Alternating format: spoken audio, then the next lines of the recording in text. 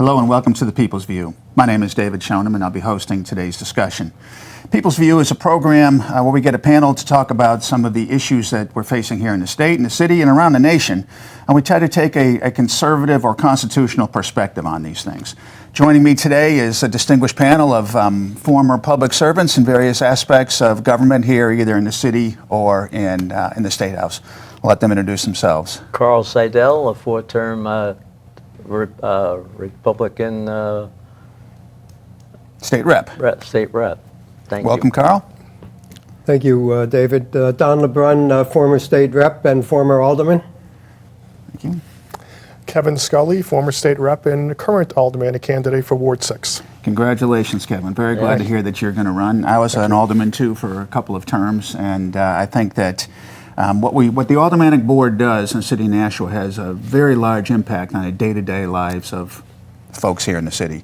Certainly what happens in Washington or in Concord has an impact, too, but when it comes to being an alderman, this is what affects people every day. It's the tax rate, it's roads and all the public services that are required to run a city. So thanks for stepping up for that. And it's a job we really appreciate because it's hard to get people to run, to spend some time like that for a very mere pittance. And I will tell you, it takes a lot of time. I'm sure you're well aware of that. Well, I mean, if you want to take a moment, let's just talk about it now, Sure. I guess, Sure. briefly anyway. But yes, and I do understand that to do this job correctly, it really does take a lot of homework, understanding who to talk to, how everything operates. I have some very good people to go to as a brain trust. As a matter of fact, you are one, and thank you for your time. My pleasure. Don, as well. I know you've been will be helpful to me going forward.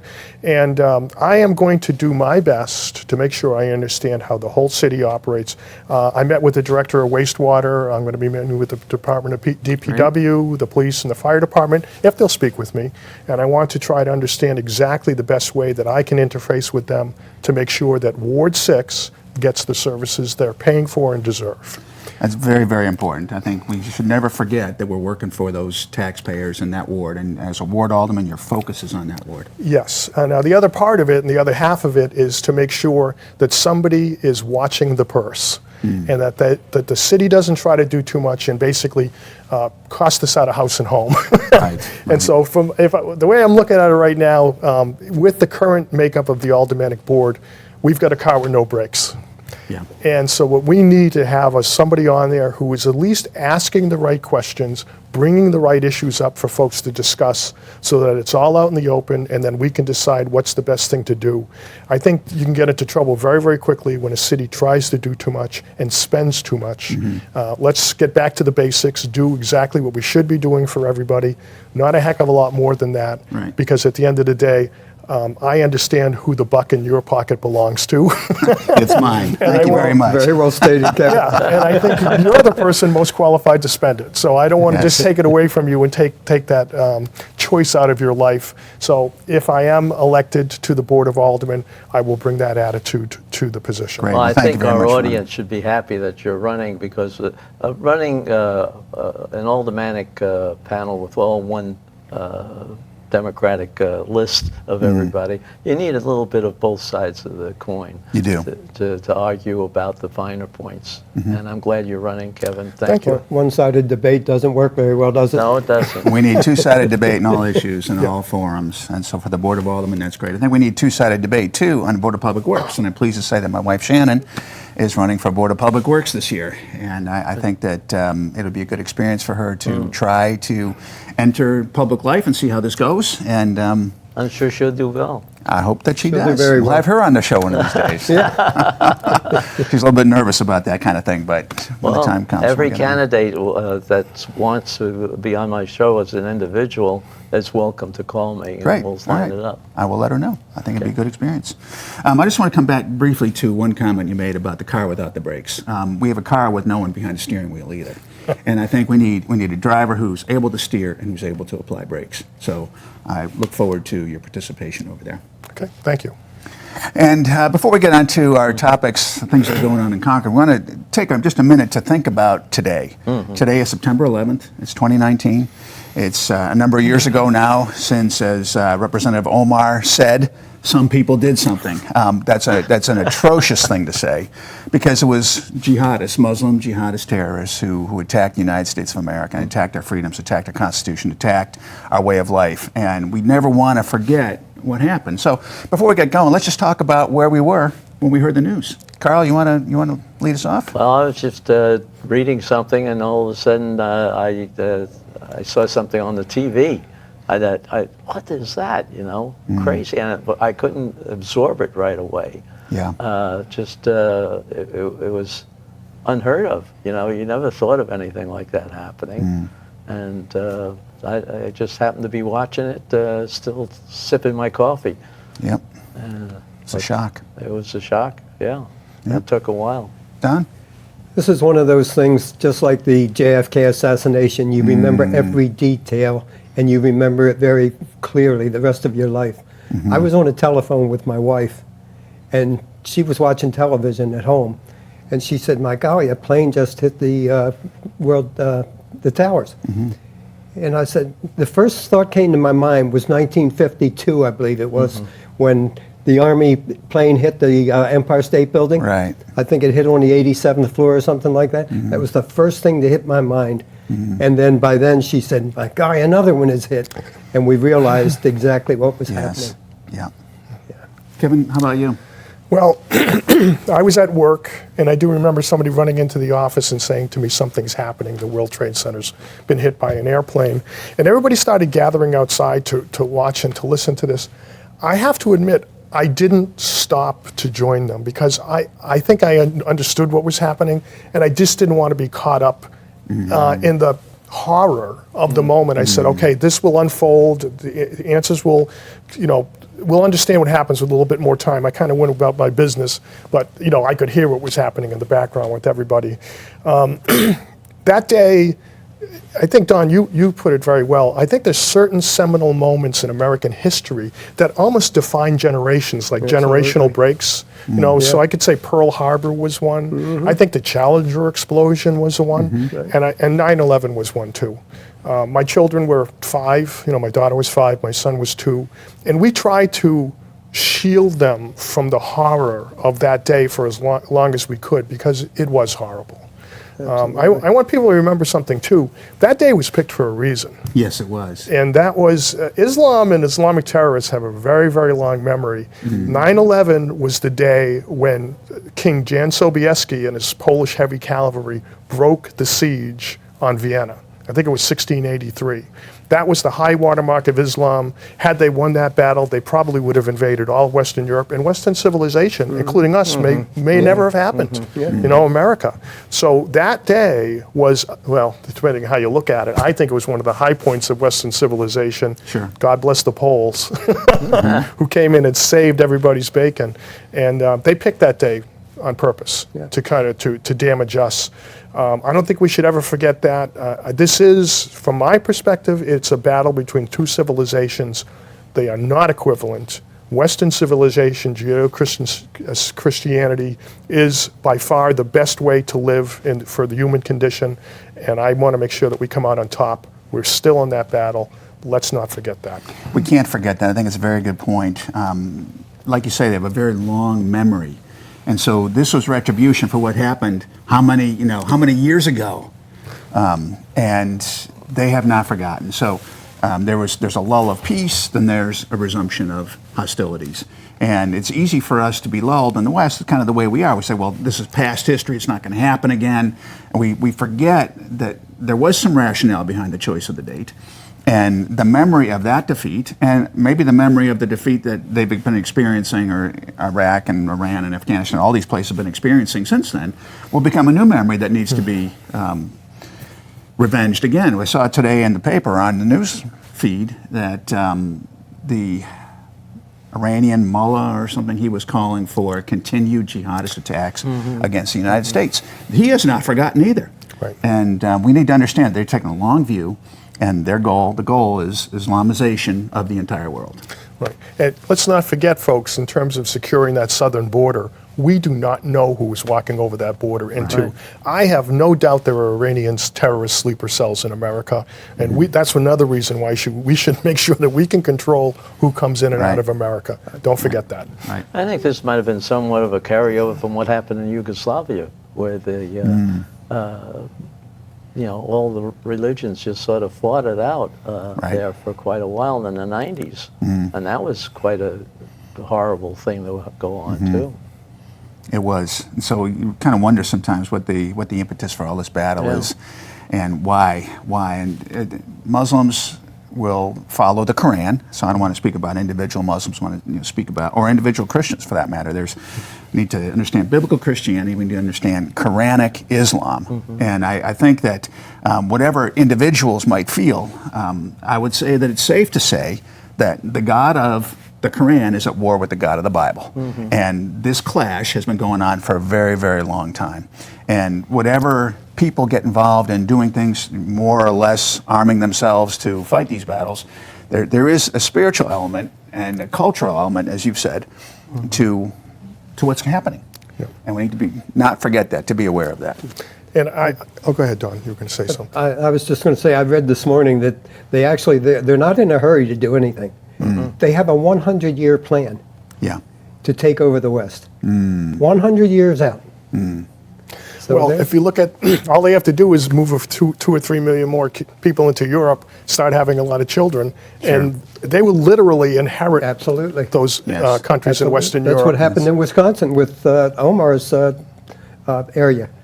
Right. They literally came in, populated the community, got their candidate, elected their candidate.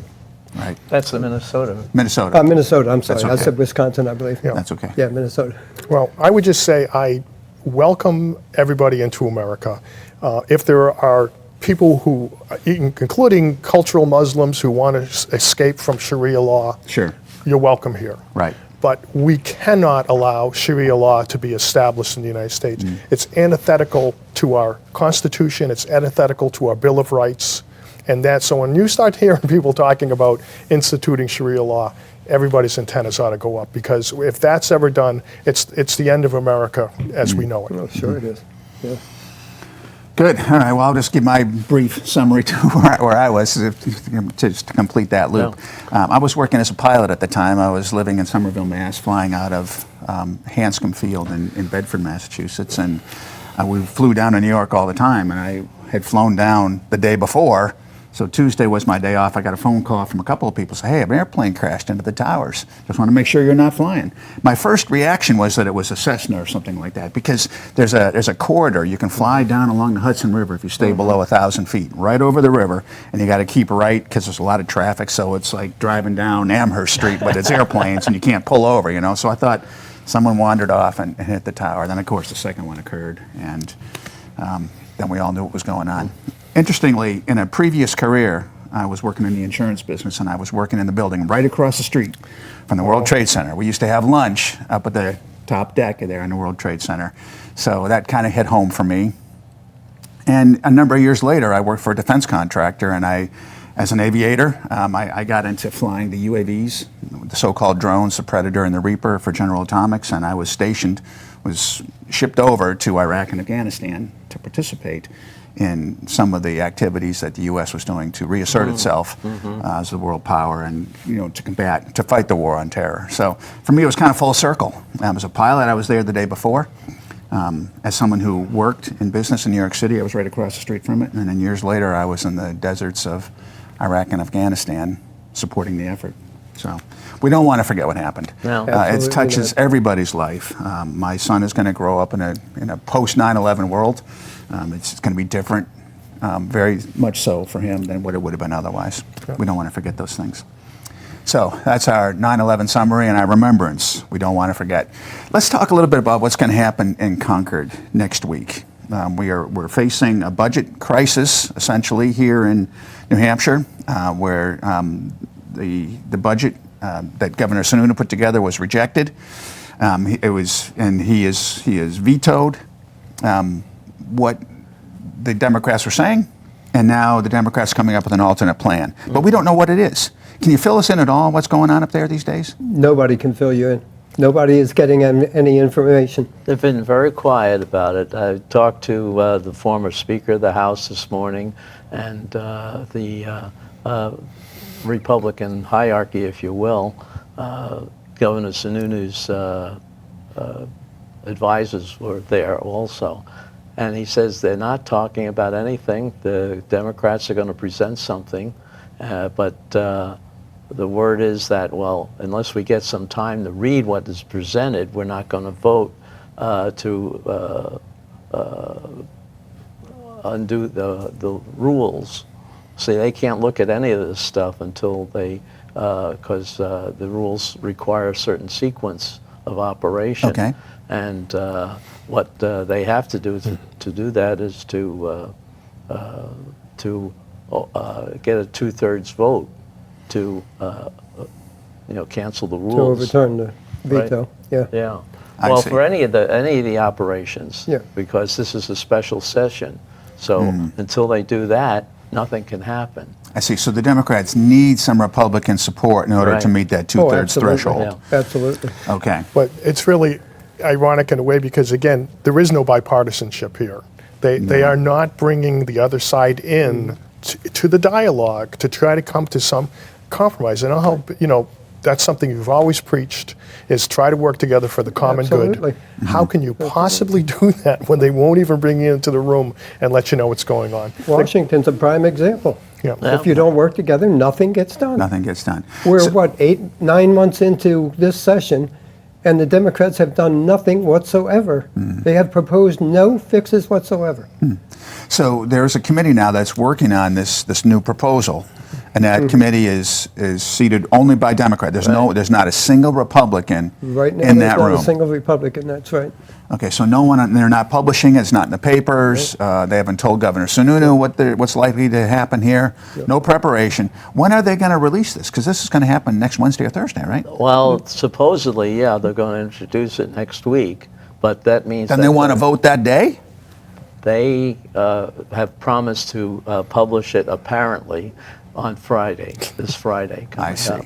And that'll give them some time to at least look through it, because they have to rewrite HB1 and HB2. Okay, and that's very, how many pages? it's at least an inch or more thick. Yeah, I Because it see. has all the detail on what probably you're 200 doing. pages, something like that. And that's where they hide all the stuff that you don't want. There's always the possibility that if this stalemate goes on, that we revert back to the previous biennium. Yeah. To that, Well, to they're that going to have to budget. have a continuing resolution, because Yeah. this one runs out the 1st of October? 1st of October, yeah. Yeah. So at the end of this I month, hate to say it, but I'm okay with that. Oh, I am too. we had a great know, budget too. in the last session. Well, so. they can't even agree on what the next continuation agreement, because they got to put that in as an alternative Right. if they don't pass the budget. And so is it going to be 3 months or 6 months? We'd like it to be 6 months. Or not at all. Yeah. But they found out, because what they screwed up on the first one is that 3 months didn't match up with the pay periods. So Oh, I they see. weren't able to pay somebody, okay, at the end, because they didn't have the okay to do it. The second week was in the next period. So they're now making it 4 months, is what I understand now. I see. And I don't know, that's only the minor thing that they have to do. Well, Yeah. both sides seem to be sticking on a critical point, and it's really kind of a cultural point. It's taxing, bringing in additional taxes. Right. And Governor Sununu has been very, very clear, and I fully support him on this point, and many others, that we're going to hold the line on not increasing taxes. So his approach is to say, the revenue projections are this, whatever that number is, and this is what we have to spend. Right. So, and that's more That's than it. last year. Yeah. So what are we going to do with that money? And he's giving that to the Democrats. Democrats are saying, well, we want this. They want more. And what they really, I think, are fighting for is for the foot in the door on income tax primarily. And That's probably one of them, yes. Sales tax, too. Yes. And They also rolling back the business taxes. Yeah, well, he also says it's not a balanced budget. We have to have a balanced budget, and it's not a balanced budget. And second of all is this tax form. You know, we should have. He wants to keep what we have in business taxes, which has stimulated business a lot. Right, that's working. And it's working, and we're having excess income on the sales tax and the income tax for the businesses. And, Profits tax and enterprise tax. Right. And he says no income tax. That's that's the only two Right. things he said. But you know, okay, He's guys, come back. said to them, "You guys tell me where you want to spend that money. It's up to you. You can do it. You know, we have this additional from last year. Where do you want to put it?" And they're not able to do that. They really want what they're really pushing for. I think more than anything is increasing taxes. Yeah, well, they're going to put us back in the same situation, I think, that happened to the Republican Party before, when they had spent so much money that the budget was out of control. We were like a $900 million structural Yeah, right. deficit. Yeah. You guys probably remember this Right. better Yeah, than I do. very well. And then we had to, the adults in the room, had to decide what to do to try to fix that. And a lot of people got very angry with the Republican Party because we said, you know something, you can't spend this money. We don't have it. And, we started taking it away. And the Democrats are trying to do the exact same thing again. They're trying to take the surplus, put it into an operational spending rather than one-time things, increase the size of government again, and then when the revenues start falling, guess what? You're going to either have to start cutting it back again, or you're going to have to raise an income tax or a Right. sales tax. Right. They're doing the same thing again. We cannot let them do that. Now, that doesn't hurt Republicans. That hurts the folks at home. No, but well, it does hurt Republicans too because so everything spins out of control. You put the Republicans in there; they're the bad guys who have to fix Right. the And the problem that's Republicans are the created. folks at home too. Republicans Well, are the that's folks true. at home. But they're really hurting the folks at home. They're using those folks at home as bargaining chips, trying to Absolutely. to get advantage, partisan advantage. And I think that's a wrong thing to do. They want to force us into a sales and income tax. They want to force that. They absolutely want to force we it. cannot, on the state level, or the city level for that matter, do the same thing the federal government does. Federal government routinely will have a budget that's larger where expenditures exceed income, but they can borrow and Or print. or print. And it isn't a good situation. No. There's trouble coming down the road, but that's the proverbial kicking the can That's down the right. road. We cannot do that on state level. We cannot suddenly issue state bonds to make up a difference here. We have to have revenues that exceed expenses, That's correct. or at least expenses that don't exceed revenues. Otherwise, we're in deep trouble. And so that's what I think the Democrats are heading us towards. And it's unfortunate. And now we find out that the budget is being discussed in a closed room with no Republicans present. They're not seeking any kind of compromise, or at least even seeking dialogue. They're just seeking to dictate. And I think what they want to dictate is sales tax or income tax or both. They're of the opinion that they have the majority and they can dictate whatever they please. Well, they do have the majority, but they don't have a supermajority. Right. And that's what's No, not required to supermajority, override yeah. a veto. To override the veto, yes. So Override the veto, or even to look at another budget, which is overriding the rules. I see. So they have to, right, that's what you mentioned earlier. You have to have a 2/3 majority to override the rules. Right. Because the rules will prevent this from happening. Right. Very interesting Right, right. dynamic going on That's here. right. So it's something that should have been discussed. But they just look at their tactics. They controlled all those past legislation that the governor would veto, but he only saw them when they presented it to them. So over the last 2 months, they were just letting it leak out. Or I shouldn't I say see. leak, but they presented certain ones in a certain order so that they could take advantage of the media by hitting certain topics. Oh, the governor vetoed this. And then next week, oh, he vetoed this. And the week after, oh, he vetoed that and this. Well, they had a lot to choose from. He vetoed, what, 38 of them? 54. Is it 54 now? 54 now. He's setting- he'll be 27 setting by some the records. Senate and 27 by the So House. Very They've got plenty interesting. to choose from. This is going to, this is It going was to, equal, though. Yeah. He shared them. Well, next week we'll be able to talk about what's happening. I was going to say, the governor's going, this is going to be like Joe DiMaggio's hitting streak. I don't know if anybody's going to be able to top this one. Well, he's one individual standing between us and some very significant changes in the state of New Oh, Hampshire. yeah. It's really eroding. If not for him, the New Hampshire lifestyle, and certainly to live free or die, that whole tax advantage state status that we have would be gone. Right. So right. I think we owe him. Right now, the governor's approval rating is in the stratosphere. Really. Great. I mean, it's unprecedented that any governor has had that kind of approval rating. Well, the economy is great. Absolutely, everything is looking up right now. Well, that's true. It So is. we have to have it continue. Well, he's running again next year, Yeah. 2020. Yes, he is. It sounds like Senator Feltus is running as well, as he announced. Right, and there's probably another Democrat that's going to run too. Is Well, very Valinsky interesting. running?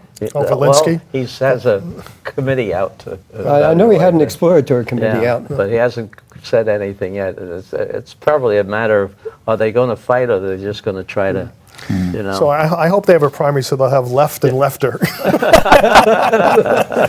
That'll be interesting. We're down to just about a minute and a half, so we'll pick this story up again next Next week week. or the week after. Right. We find out what the governor has done and what the House has done, Senate has done. We also want to give folks a preview of what's coming up. I think in the next few weeks too, we're going to have a discussion at some point about the new social emotional learning Oh, yeah. Oh, yes. focus that's happening in the Nashua School District. Recently, we've had numbers that come out at scores about reading and arithmetic and math, all the basics. Right. And our schools are not performing very well. they're even slipping more. Slipping more. They And should. enrollment is probably down too because it's down That's every right. year. That's So right. enrollment continues to go down. Our scores are slipping and The budget goes up. the budget goes up, and it's not the entire school board, but the school administration under the current superintendent and a majority of the school board is adopting or taking a look at this social emotional. Right. It doesn't matter so much that we're failing in the basics. It's important that we feel good about what Right. we're doing. So we do want to take a close look at this, and folks at home should be very, very concerned That's about what's right. happening in the school Definitely. district. Very concerned. Schools are very, very important. It's more than half of the city's budget. It's a huge sum of money. That money goes up and up every year. Enrollment continues down. Scores are poor, and now we're embracing social emotional learning. We And don't our want to go best there. rating in Nashua is number 84. We're 84 in the ratings of schools in Nashua, In New Hampshire. in New Hampshire. Wow, that's not But good I'm performance. talking about our schools here in Nashua. I see. We're at 84. But we have good charter schools. We have We have excellent charter schools. We have national number 1 standing, and number 13. some of the best. And I think our discussion, we've touched on it before, very, very briefly here. Some of our discussion should include the fact that a federal grant was awarded to the state of New Hampshire. Yes. About 48, 49 million, somewhere in there to 40 help million, yes. facilitate the growth of charter schools and to bring some of the benefits and the lessons learned in charter schools to regular public schools. Right. I hope the National School District has the wherewithal in their minds and hearts to listen to this good advice that should be coming out of the charter schools. Well, guys, thank you very much for coming in. Our time is up. you. Thank you, Thank folks you, at David. home, for listening in too, and we'll see you next time.